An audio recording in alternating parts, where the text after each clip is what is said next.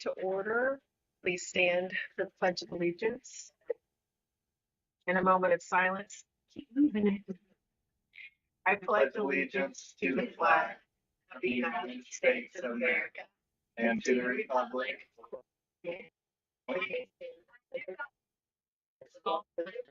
justice for all.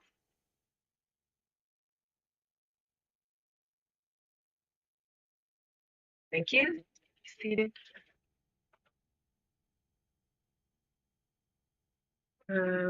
Are there any changes or revisions to the regular or consent agendas? Okay. Motion. Move to approve the regular and consent agendas. I'll second. Wade made the motion to approve the regular and consent agendas. Lee seconded that. All those in favor? Thank you. Recognitions and information, Mr. Heath.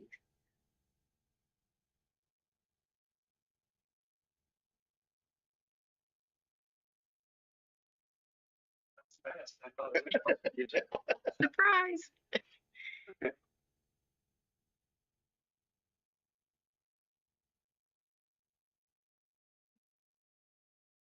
Okay, so I had initially planned on celebrating just iLearn Checkpoint 1 data, specifically for like above proficiency earners. We have multiple checkpoints over the course of the year. But in planning for that, we also had a Spell Bowl come through, and our Fillmore Spell Bowl team did an exceptional job as well. So it was twofold celebration. That's how that came to be. So I guess I should say I'm Jack. I'm the principal at Fillmore. Nice to see you all again. Not all of our students were able to make it tonight, but I would like to go ahead and just read their names at the very least so they're recognized. So for third grade, my above proficiency students for Checkpoint 1 iLearn was Kason Delp. And Kason Delp earned the above proficiency in both math and language arts.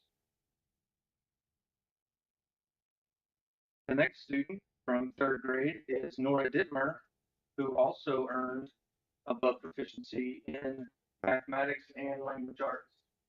Nora, you want to come up here, honey?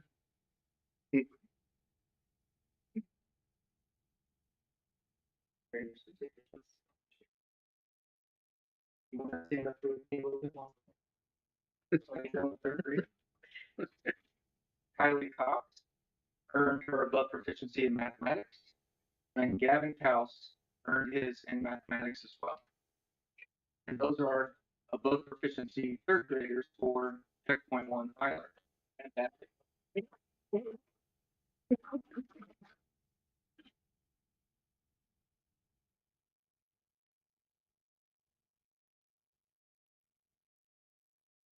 Okay. Briella Gardner is a fourth grader that earned it in English language arts, above proficiency. Evie Fomich earned above proficiency in both mathematics and language arts. Norley Williams earned above proficiency in mathematics.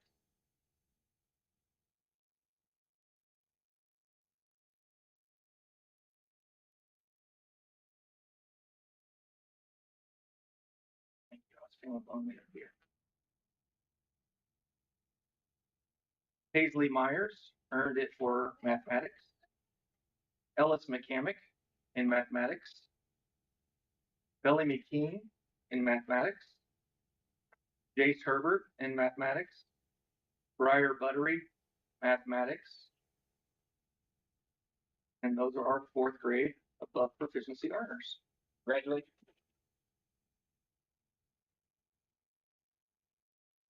Nora Lee is squeezing us in tonight. She has softball before, and then she has basketball practice now. And I promised her we'd get her in and out as quickly as we could so she could make her basketball practice. All right. For fifth grade, Waylon Glaze in mathematics,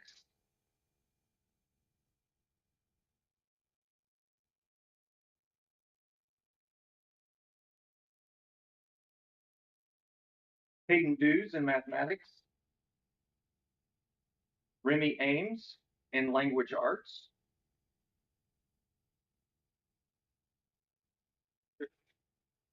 Jace Roberts in language arts, Nora Combs, English language arts,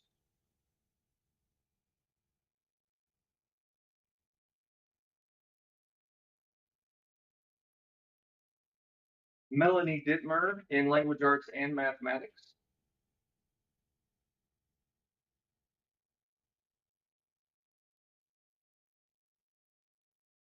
Ellie Cash in language arts and mathematics,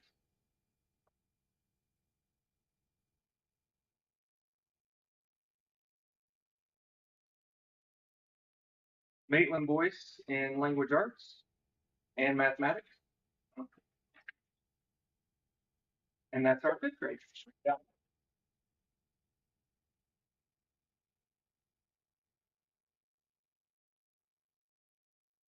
All right.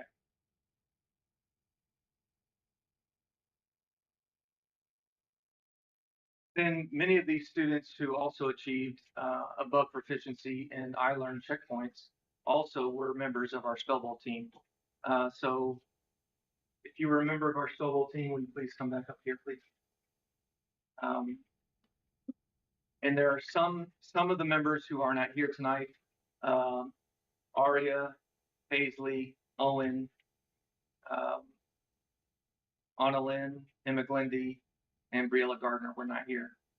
But I will tell you that there are different categories that compete in the Spell Bowl. We are in the red category, and there were 8 different groups in our category, and this team in front of you earned first place in our category. Not only that, they also earned first place by score over the orange category, the green category, and the blue category, with a score of 27 points. So they were first place overall. And you already learned of Central's placement of third place overall. So I'd say South Putnam did really well. That's great. Yeah, good job.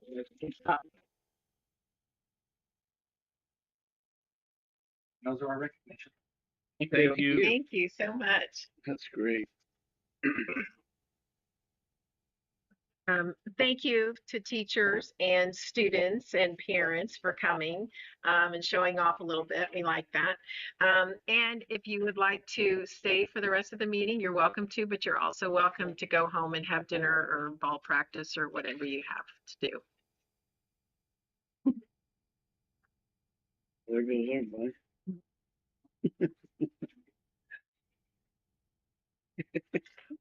Important ones, right? Absolutely. Absolutely. Okay, next up is our financial update, Dr. Smith. Yeah, in your board package, you have the latest financials through the end of the month of November, including all our claim dockets, the payrolls, our cash flows, our transfers, and the fund reports. And good news, we do continue to track towards our forecasted income, expenses, and fund balances. So that's good news at this point with all the news out there.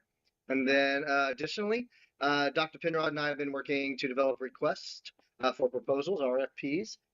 So if you hear us use that terminology a lot, you're going to hear that for the upcoming project. Now that we have it funded, the bond issue was a very good success for us here at South Putnam, and we had very favorable terms. So that was a great process. Then we talked about that last month as well. So Dr. Penrod had a few things to add to that, what that RFP process is going to look like from here.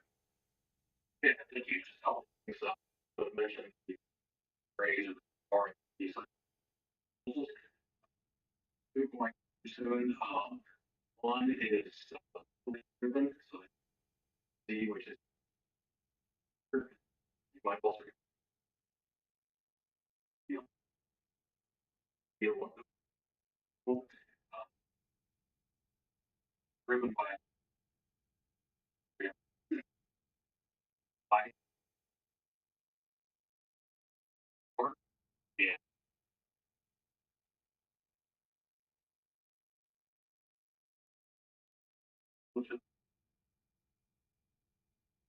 Oh, this part sexual services and so.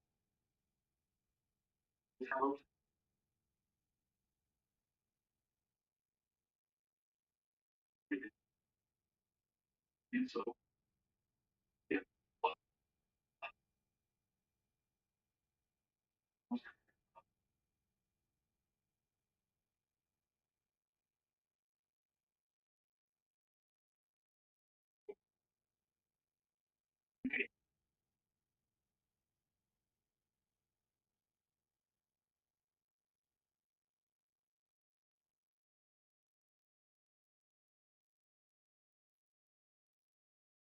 Thank you. Y'all have any questions about that for anybody before we move on? No? Okay. All right. Thank you, Dr. Penrod. Legislative update, Wade. Yeah, nothing new, more of a reminder, but I know that Dr. Smith and his admin team already put a proactive measurements in place for the new diploma requirements that are coming up. So, as you know, Indiana schools are preparing students for new high school diploma requirements that'll begin with the class of 2029.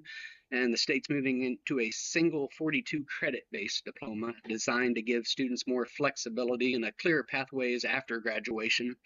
And we just need to make sure that we're adjusting schedules, expanding dual credit and career programs, building work-based learning opportunities so students can align their coursework with future plans such as college, careers, or military service. And the goal is to better connect high school learning to real-world outcomes through those schools face challenges in tracking requirements and ensuring equal access to opportunities. And so, in addition to base diploma, the students can earn readiness seals that show they're prepared after high school. And the enrollment seal focuses then on your college readiness through academic coursework at higher levels, dual credit or advanced classes. The employment seal emphasizes career skills, industry certifications, and work-based learning experiences like internships and apprenticeships. And then the enlistment slash service seal prepares students for military or public service pathways by meeting enlistment or service related benchmarks. And then each of those seals has a standard and a more rigorous plus level that will allow students to demonstrate deeper preparation in their chosen pathways. So that's well on its way here. We're working diligently towards all of that. So Right. very proud I of the know team. you are. Thank you, Wade. Yep. Thank you, Wade. Project update, Doug Rambo. Doug, yeah, there he is. Everybody doing? Good. All right. Thank you. Great. I have some really great things to talk about. Good. We are on punch list, and it's actually a true punch list where it's just odds and ends everywhere. We have a cleaning service coming tomorrow. We're ready for the event Friday night, and everybody's going to see some fireworks there. The facility's looking great. The weight room is filling up with equipment right now as we speak. Getting it put together. The wrestling team is in there already in the wrestling room, and they did a phenomenal job putting the pads in there. It looks great. There's no other way to say it. The coaching staff did a really good job getting that going really quick, so they didn't even miss a day of practice. So very exciting. The job is coming to an end, and we're still safe. Still have 0 injuries, lost time and recordable. So yeah, I think it's been as far as operationally, it's been successful. What you're gonna be seeing around for the next, I would say, 2 weeks, be guys with caulk guns, things like that, fixing little dings, dents, scratches. It really is a true punch list. There's not a whole outline scope that's going on. Little bit with the HVAC, and in the weight room, some inserts are gonna be switched out. So that'd be the only real big scope going on. Any questions? What's been the biggest challenge the last month or so, other than the weather? Fit and finish always. So the last 5%, and it's tail as long as time, get a big hunk of it done, and everybody's expecting finish, and it's really the hard stuff at the end, the detail work, you know, got big hands, big hammers doing little tiny works. It never comes out the best way you think. All that heavy handed. That's it. So what would you say could be the one showstopper moving forward that you might be a little bit afraid of or might be cautious of? It's always getting the right guys on the project, getting the right contractors, the right subcontractors. It's But I mean, for this project, for the next week or so, like with the punch list, what would be the biggest showstopper if something would fail or fall out? there's really nothing at this point. You know, as far as the bigger showstopper, it's someone seeing something that doesn't look great because it is cosmetic at this point. You know, the HVAC is running. There's nothing that's gonna leave someone at a point to get injured or something like that, or have to close the school. You know, so really, it is things as frivolous as I hate the way that looks. So that's not the greatest answer in the world, but Uh-huh. when you get the big stuff done, there really is only little stuff. Anybody else? Thank you. Thank you very much, guys. Yeah. I appreciate it. Thanks, Doug. Public comment? No one signed it. New business, consideration of the 2026-27 corporation calendar. Yep, in your board packets is the proposed 2026-2027 school year calendar. Through this process, as we have the past 5 years, and always coordinated with all the other Putnam County schools because of all the shared services that we have with O&T and Area 30. So we made sure to coordinate and all that. We also worked with the administrative team and the Classroom Teachers Association to get to this point. And so what you see in your board packet is the proposed calendar for next year. What would you say was the biggest difficulty this year, squeezing things in and making sure we had enough days and enough built-in time and all those things? Like, what was the biggest one that you guys fought with? The biggest thing actually this year was actually easier than it was last year. Last year's timeline for this current calendar year, because of where Memorial Day fell, was a lot tighter. Next year, actually, it was the way the Memorial Day fell, we actually had a lot more flexibility. So we basically just took this year's model and just stuck it into next year, and it allowed to adjust on both ends. So it actually is in my opinion, a better calendar than this year because we had that flexibility. So it really wasn't a tough one to put together. Students are starting on a Wednesday again. Yes. Right. Yep. And we don't have anybody coming back, teachers and or students coming back on a break on a Friday like we had to this year because it was so tight.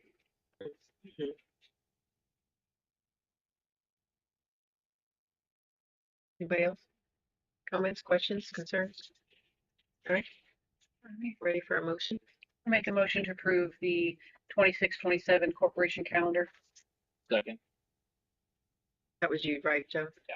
Okay, so Holly made the motion to approve the 2026-27 corporation calendar. Joe seconded that. All those in favor? Thank you. And no, we'll have that up online by the end of the week, so everyone can see that. Start making their vacation plans.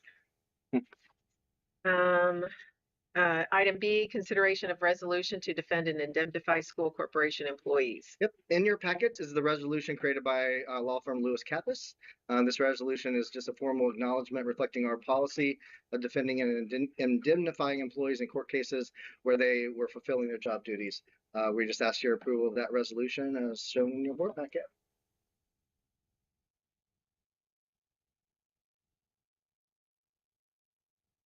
Motion, questions, comments? No. Motion, Move to approve the resolution to defend and indemnify school corporation employees. A second. Wade made the motion to approve the resolution to defend and indemnify school corporation employees. Joe seconded that. All those in favor? Thank you. Item C, consideration of resolution to authorize routine financial disbursements. I'll start it. I think Dr. Penrod might jump in as well, but basically in your package, you'll find that resolution to authorize routine financial disbursements. Basically, the purpose of that resolution is to ensure the continuous and efficient function of the school corporation by preventing administrative delays, such as paying certain recurring expenses. So like your utility bills or taxes, those types of things that may happen before we would have a board meeting. basically it delegates authority to the superintendent or the treasurer to make those timely payments to keep everything operationally in order. And again, these are mostly for routine payments. Routine things that are type like, payments that might happen before a board meeting. Yep. Dr. Pinard, do you have anything to add to that? Okay. You before. Yeah. Yeah. Yeah. I'm assuming this is something that most schools do anyway, and we're just making sure that we're keeping up with that policy. Pretty simple.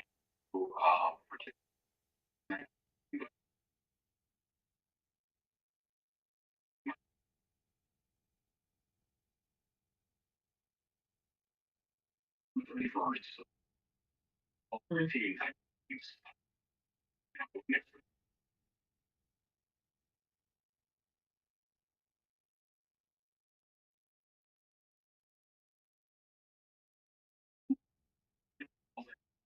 Thanks for that clarification. Thank you. Motion? I move to approve the resolution to authorize routine financial disbursements. I'll second. Holly made the motion to approve the resolution to authorize routine financial disbursements. Lee seconded that. All those in favor? You.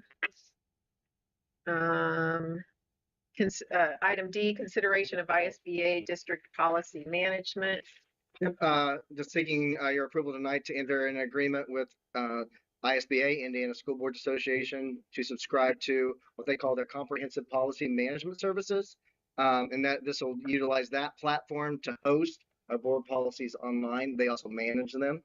As you know, managing policy updates can be quite tedious and arduous as a process. So we've already made the decision to move away from Neola. You've already voted on that. So it's just to use ISBA moving forward, and we'll be in the process of transferring the current policies from Neola to ISBA after we get your permission.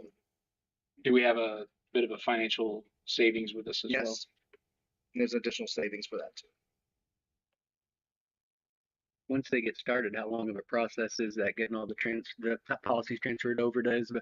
It can take a little bit once they get them up. So once we get them transferred to them, then it takes a little while for them to get it. I would say a month to 2 months probably before they'll be totally up and running. And that's when we would expect to see our first policies that need to be updated. Correct. So that'll be the part of first that reading. process. Yeah. Exactly. What does that process look like to get them transferred to them? Like physically, what's your So order of operation? Yeah, so we have to take what we have and then in a digital format, and then upload it to them so they can see what our policies are, and then they can see what we have are missing, not missing, or what needs updated, and then we'll go through that process. So that'll be, like you were saying, first reading, second reading. So it's just a transfer process of getting from one to the other one. And so the starting point is literally just a digital transfer. It is. Then that's when the real work starts after that. Yes. Okay. Just making sure that there wasn't some behind the scenes thing that's going to be just like a labor sucking task that's going to be. Oh, it will be a labor sucking task. Well, I'm saying to get Not to for get us, it, to get right? it sent to them. to get it, because the process involves us involve us getting each one of those off of our current platform. Okay. So. Okay. So it could be some tedious work. Yeah, but in the end, it'll save us a lot of time, and as you said, in the process of simplifying our policies and streamlining them. Other questions or comments, discussion? I move to approve the. Oh gosh, I lost it. Adoption. The adoption of the ISBA district policy management. I'll second. Joe made the motion to approve the adoption of ISBA district policy management. Holly seconded that. All those in favor? All right, no other business, and we're ready for the superintendent's report. A few items tonight. One, it's been an amazing, crazy, fun month. So our state championship football celebrations tomorrow night, or Friday night, I thought it was Thursday. Listen to me. Friday night at 5 in the new field house, so people can come out, celebrate our championship football team, and also get a sneak peek at the field house. Not quite finished, as Mr. Grambo was talking about, but we're getting real close, and they're working a lot to get real close by that time. So we should be, by the time we get back from Christmas break, be pretty much operational with a few little add-ins over the next month or so with that. So Lucas Oil. So this is a great story, and it tells you what kind of a place South Putnam is. But as I was walking out from the state championship game, one of the Lucas Oil officials that was there, one of the people that wear the jackets and all this stuff, just pulled me aside and said, "You don't get to hear this very much, a superintendent." He goes, "But," he goes, "I've done this a very long time." And he goes, "Your fans and your people are some of the best, well-mannered people and fans that they've ever experienced."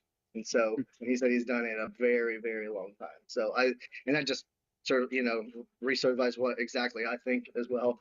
We have a great people here at South Putnam, and it reflected even in, Lucas Oil Stadium. So that was a really proud moment for me. I'm glad he pulled me aside to do that.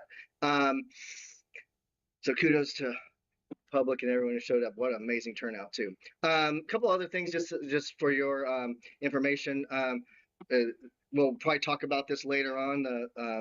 Skarner we'll have a little celebration about it. But I was privileged earlier last week to actually go to Gaylord Opryland Resort in Nashville, Tennessee, where our Ag Science advisors, Amanda Lyon, Cameron Fraser, and Helen Fraser, they were recognized at the I got to read this, at the National Association of Agriculture Educators National Convention for the outstanding middle school and secondary program in Region 4. So that's a national award for there's 6 districts, right? So yeah, so for District 4, they got with the outstanding middle secondary program, which is quite cool. And we'll have a more public meeting, but I just wanted me personally being able to experience that was really cool to see on stage.